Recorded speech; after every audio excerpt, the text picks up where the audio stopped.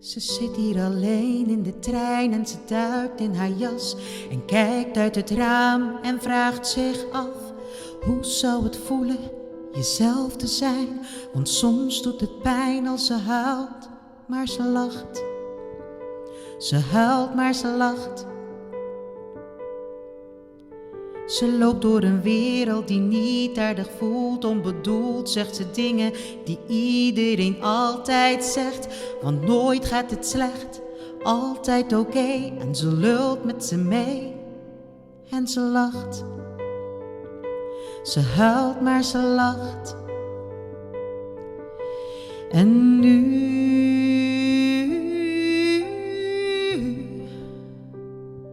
ze laat het los.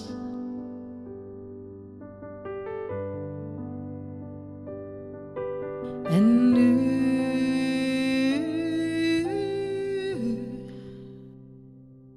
ze laat het los.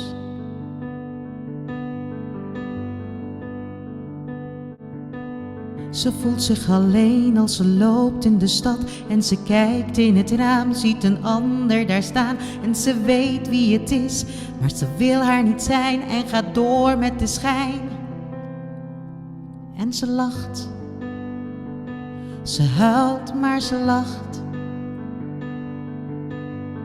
Wat als ze morgen besluit niet te schuilen, haar betere ik voor haar ware gezicht te ruilen? Zullen de vrienden die zij wil vertrouwen nog steeds van haar houden?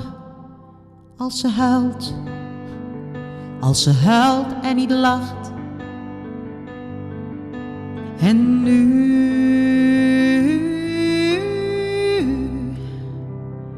ze laat het los.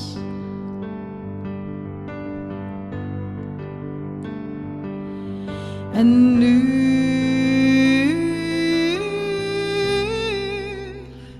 ze laat het los. Ze laat het los. Ze laat het los. Ze laat het los.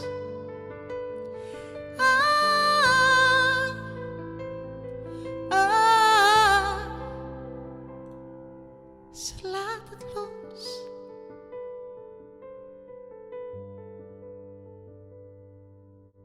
Ik zit hier alleen in de trein en duik in mijn jas en kijk uit het raam en ik vraag me af: hoe zou het voelen mezelf te zijn?